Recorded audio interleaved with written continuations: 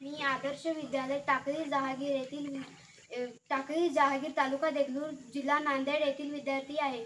माझे नाव आरती मारुती तोटावर. आत्मनिर्भर भारत आहे. बाजारातून आकर्षक प्लॅस्टिकचे दिवे खरेदी करण्यापेक्षा घरी मातीचे दिवे बनवू शकतो आणि दिवाळी साजरी करू शकतो. धन्यवाद. नमस्कार, मी आदर्श विद्यालय टाकळी जहागीर तालुका देगलूर जिल्हा नांदेड येथील विद्यार्थिनी असून माझे नाव प्रियंका बालाजी तुबकवाड आहे. आज मी आत्मनिर्भर भारत आहे. आपण दिवाळीला बाजारातून जाऊन आकर्षित प्लास्टिकचा कंदील खरीदण्यापेक्षा घरीच कागदी कंदील बनवू शकतो आणि दिवाळीला डेकोरेशन सुद्धा करू शकतो. धन्यवाद. नमस्कार, मी आदर्श विद्यालय टाकळी जहागीर तालुका देगलूर जिल्हा नांदेड येथील विद्यार्थिनी आहे. मी इयत्ता 10वी वर्गात शिकत आहे. माझं नाव योगिता रामराव भुताळे आहे. मी आज आत्मनिर्भर भारत आहे. आपण रासायनिक खताचा वापर करून शेतातून धान्य मिळवतो.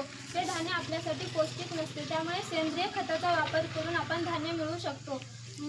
मूग, तांदूळ, हरभरा, मका असे धान्य मिळवू शकतो. धन्यवाद.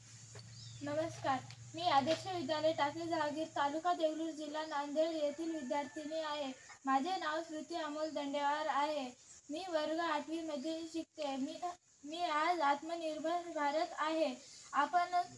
आपण वाढदिवसानिमित्त वगैरे प्लास्टिकच्या फुग्यांचं डेकोरेशन करतो, परंतु ते पर्यावरणासाठी हानिकारक असते.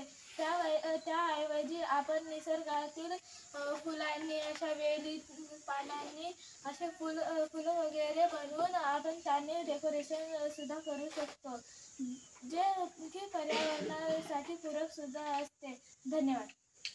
नमस्कार, मी आदर्श विद्यालय टाकळी जहागीर तालुका देगलूर या शाळेत शिकत असून माझे नाव प्रवीण माणिक मुंडकर आहे.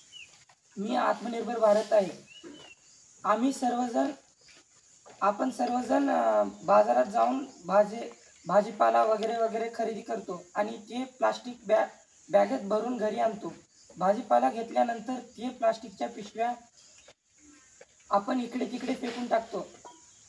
ते पशुपक्षी जनावरांना हानिकारक असते. त्यामुळे मी घरी कापडी पिशवी आणि काही डेकोरेशन बनवलेले आहे. हे पर्यावरणाला पूरक आहे. धन्यवाद. नमस्कार, मी आदर्श विद्यालय टाकळी जहागीर तालुका देगलूर जिल्हा नांदेड येथील विद्यार्थी आहे. माझे नाव विशाल हिरेश आकाश आहे. मी इयत्ता 6वी शिकत आहे. मी आज आत्मनिर्भर भारत आहे.